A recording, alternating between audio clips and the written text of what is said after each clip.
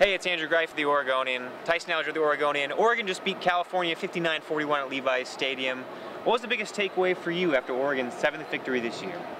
It was that the offense showed up when the defense didn't. The defense tightened up at certain points kind of later in the game, but it was a shootout from the start.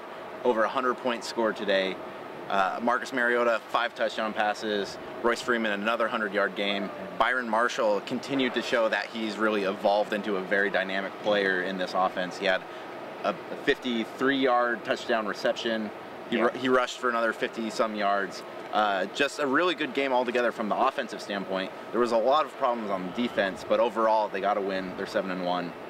Can't complain too much. And some of the defensive stats, kind of like last few weeks, they've given up a lot of points late.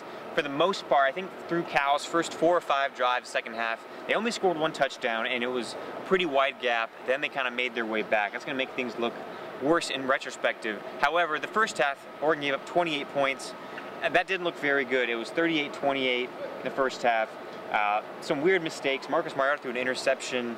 There was Charles Nelson returned a punt at 58 yards for a touchdown.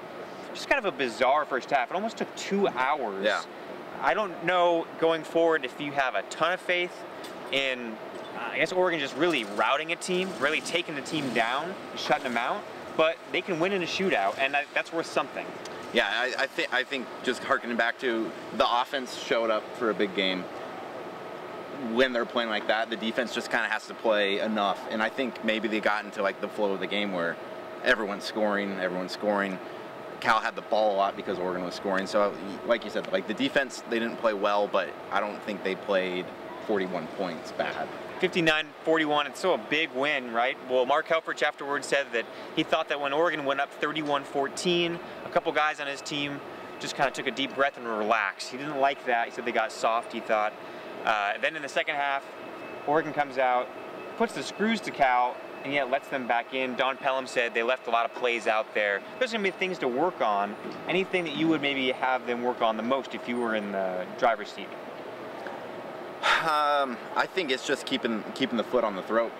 Yeah. You know, you've seen that happen a couple times this year where Oregon, the offense keeps churning and the defense kind of just this game wasn't officially out of hand until 4 minutes left in the fourth quarter. Yeah, exactly. It was Cal would have had to put together 3 or 4 incredible drives, but it wasn't done with. And I think, especially when we're creeping into a game that's going into almost the next day, that's something they want to finish up. Sneaky nice game. Eric Dargan led Oregon with 11 tackles. That's what I was just looking up. He left the game for a series in the first half. Looked like a right leg, lower leg injury. It looked kind of serious on a cut block at first. He came back in, played very well, I thought, as that roving free safety. Farrell Brown, another touchdown. He looks like another good red zone option. Things look good for Oregon. How good are the last 3 opponents they beat, though? Washington, tonight Cal, UCLA. That's what we're going to find out in the coming weeks, I think, is how good is this conference, and even if Oregon is the best in it, is that good enough in the national picture?